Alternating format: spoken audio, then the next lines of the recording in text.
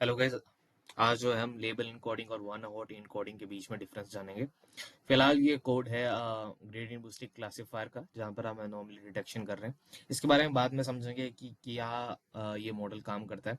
But पहले आज देख लेते हैं कि लेबल इनकोडिंग और वन हॉट इनकोडिंग में डिफरेंस क्या है, और कब हम लेबल इनकोडिंग यूज करते हैं और कब हम वन हॉट इनकोडिंग यूज करते हैं। तो हमने यहाँ पर एक फाइल रीड करवाई है।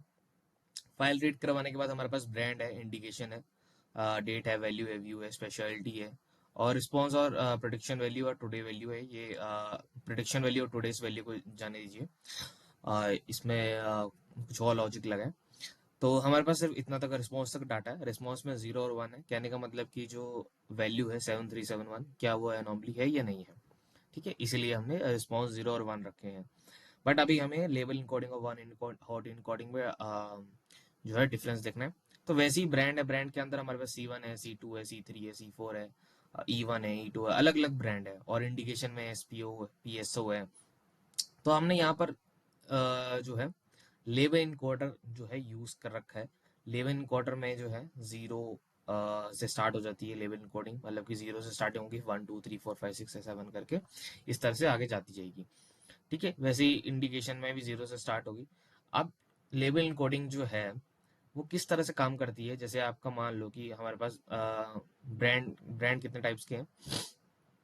तो अगर हम यहाँ देखेंगे यूनिक करके, कि यूनिक ब्रांड्स हमारे पास कितने हैं। ठीक है, जितने यूनिक ब्रांड होंगे उतने लेबल इनकोडिंग जो है लेबल इनकोडर क्रिएट करेगा नंबर्स। तो जैसे हमारे पास अगर हम देखेंगे तो 1 2 3 4 5 6 7 8 9 9 ब्रांड्स है। तो 9 ब्रांड्स से जीरो से लेके 8 तक क्रिएट करेगा, क्योंकि जीरो से स्टार्टिंग होती है। तो 0 1 2 3 4 5 6 7 8 ऐसे दे देगा।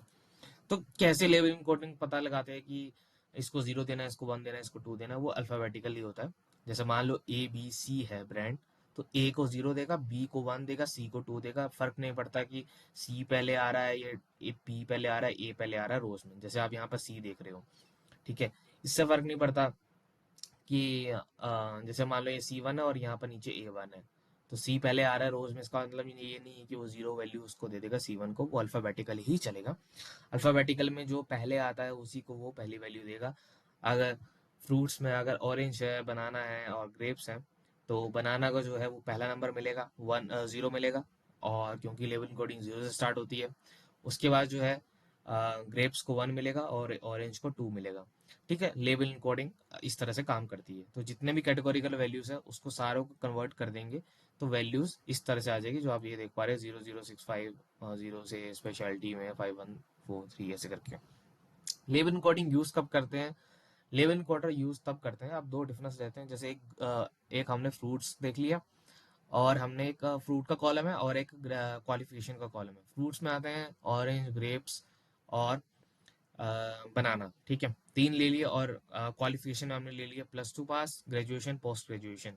तो आप अगर वैल्यू जो है लेबल कोडर यूज करेंगे फ्रूट्स कॉलम में, जहां पर बनाना की 1 वैल्यू है और 2 वैल्यू ग्रेप्स की है और 3 वैल्यू ऑरेंज की है, तो वहां पर कोई डिफरेंस क्रिएट नहीं होता। कहने का मतलब ये है कि अगर क्वालिफिकेशन में आप देखोगे कि अगर हम वैल्यू जो है 1 + 2 को देंगे और ग्रेजुएशन को 2 देंगे, तो पोस्ट ग्रेजुएशन को 3 देंगे, तो वहां फर्क पड़ता है। फर्क कैसे पड़ता है? हमें पता है कि जो +2 पास क्वालिफिकेशन है वो कम है ग्रेजुएशन से। ग्रेजुएशन ज्यादा डिग्री, ज्यादा बड़ी क्वालिफिकेशन है, और +2 जो है कम है। इसलिए +2 को जो हमने लेवल कोडिंग दिया 1 दे रखा है, और ग्रेजुएशन को 2 दे रखा है, और पोस्ट ग्रेजुएशन को 3 दे रखा है। तो मशीन को पता लग रहा है कि जो पोस्ट ग्रेजुएशन है उसकी जो वैल्यू है वो ज्यादा है, क्योंकि पोस्ट ग्रेजुएशन तभी हम करते हैं जब ग्रेजुएशन हम कर बैठते हैं उसके बाद, और ये बड़ी ग्रेजुएशन है। ठीक है, तो इसीलिए हमने जो है उसको बड़ी वैल्यू देता। बट अगर सेम चीज यहाँ फ्रूट्स पे अप्लाई करेंगे, फ्रूट्स में जहां पर हमने बनाना को 1 दे रखा था और 2 हमने ग्रेप्स को दे रखा था, ऑरेंज को 3 दे रखा था। तो अगर हम ऑरेंज को 3 दे रहे हैं, इसका मतलब कि हम ये डिफाइन कर रहे हैं कि ऑरेंज जो है बड़ा ग्रेप्स है, बड़ा फ्रूट है बनाना से और ग्रेप से। तो ऐसा नहीं है। तो इस जगह पे जो हम ऐसी चीजें जहां पर आ जाती हैं, जहां पर आप डिफाइन नहीं कर पाते हो कि क्या ये बड़ा है, क्या ये छोटा है, वहां पर हम वन हॉट इनकोडिंग यूज करते हैं, ना कि लेबल इनकोडिंग। तो आपको पता लग गया होगा कि जो लेबल इनकोडिंग है वो हम वहां पर यूज करते हैं जहां पर हमें इस तरह की सिचुएशन हो, जैसे क्वालिफिकेशन की है, +2 पास आ रहा है, उसमें ग्रेजुएशन आ रहा है, पोस्ट ग्रेजुएशन आ रहा है, फिर आपके ग्रेड्स आ रहे हैं। ठीक है, ग्रेड ए मिल रहा है, बी मिल रहा है, सी मिल रहा है, या फिर आप ग्रेड ए सैलरी पा रहे हैं, ग्रेड बी सैलरी पा रहे हैं, ग्रेड सी सैलरी पा रहे हैं, जहां पर हम डिफाइन कर पाए कि भाई ये चीज जो है इससे बड़ी है, वहां पर हम लेबल इनकोडिंग यूज कर देते हैं। ठीक है, उस चीज में हम वहां भी यूज करते हैं। बट आपको ये भी ध्यान रखना है कि आप लेवल इनकोडिंग खुद भी सेट कर सकते हैं। ऐसा नहीं है कि हम लेवल इनकोडिंग जो है फंक्शन के थ्रू ही सेट करते हैं। लेवल इनकोडर्स को यूज करने के लिए आपको एक लाइब्रेरी इंपोर्ट करनी पड़ेगी। ठीक है, लाइब्रेरी इंपोर्ट आप जो है फ्रॉम sklearn प्री प्रोसेसिंग में इंपोर्ट करने पड़ेगा लेवल इनकोडर, और वहीं से वन हॉट इनकोडर भी आप इंपोर्ट करते हैं। इंपोर्ट करने के बाद आपको एक लेवल इनकोडर का, मैंने वैसे ये जो है डिक्शनरी क्रिएट रखी है, आपको पता है जो कर्ली ब्रेसेस होती है वो डिक्शनरी के यूज होते हैं, बट मैंने यहाँ पर लेबल इनकोडर का ऑब्जेक्ट बना रखा है।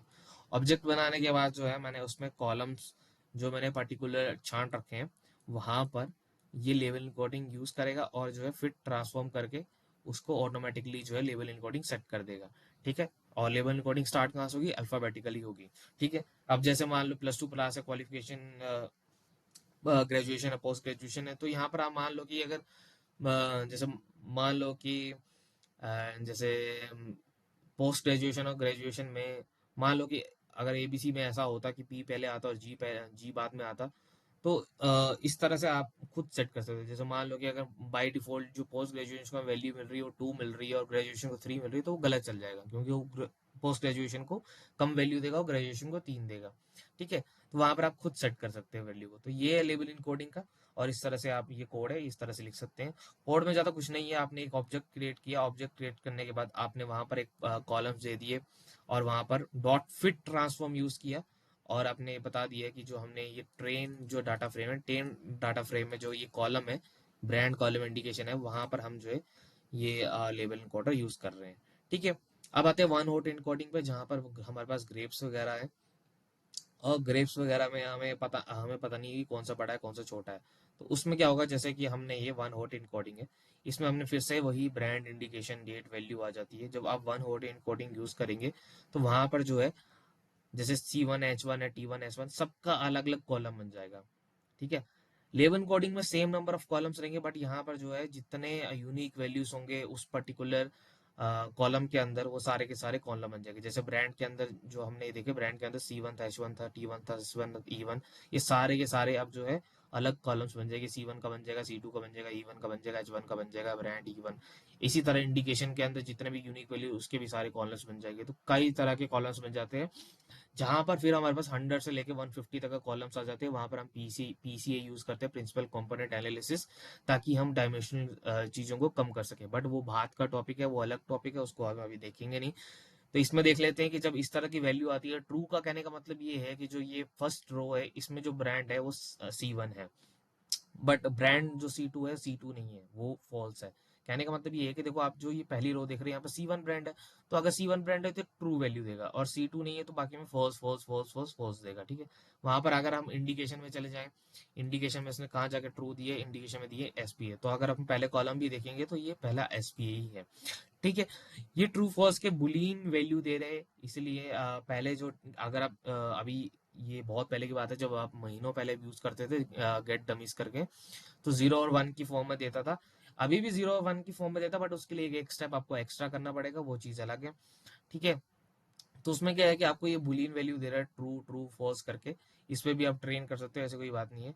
जो कैटेगोरिकल वैल्यूज मैं बता दूं कि उसमें ट्रेन नहीं होता, तो आपको जो ट्रू फॉल्स की वैल्यू उसको इंटीजर में कन्वर्ट करना पड़ेगा।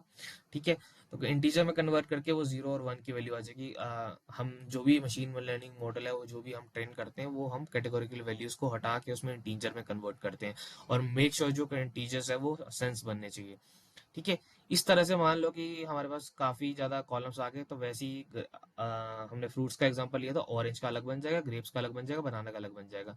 तो वहां पर ट्रू का मीनिंग है कि हाँ, वन का mean true is equal to 1 होता है, फॉल्स 0 होता है। ठीक है, तो वहां पर 0 1 की वैल्यू की फॉर्म में ये सब आ जाएंगे, उसके बाद आप ट्रेन जो है मॉडल जो ट्रेन कर दोगे। तो हमें इसके लिए क्या करना पड़ेगा, फ्री से फ्रॉम sklearn प्री प्रोसेसिंग से हमें इंपोर्ट करनी पड़ेगी वन हॉट इनकोडर लाइब्रेरी, और उसके बाद हम पीडी क्या है, पांडास की है, इंपोर्ट पांडास एज पीडी, हम एलियास पांडास जो है पीडी दे रखा है, पीडी डॉट गेट डमीज करेंगे। गेट डमीज के बाद हम डाटा फ्रेम का नाम देंगे, जिसके अंदर हम वन हॉट इनकोडिंग यूज कर रहे हो, उसमें कॉलम्स दे देंगे जो जो हमें वन हॉट इनकोडिंग करनी है। ठीक है, इस तरह से मैंने कॉलम्स दे दिया और इस तरह से जो है ये जो है वन इनकोडिंग बन चुकी है। तो अभी आपको पता लगे होगा डिफरेंस की लेबल इनकोडिंग में क्या डिफरेंस है और वन हॉट इनकोडिंग में क्या डिफरेंस है और कब हम इसको यूज करते हैं। आज के लिए इतना ही। कुछ डाउट है तो आप कमेंट सेक्शन में लिख सकते हैं। आज के लिए थैंक यू।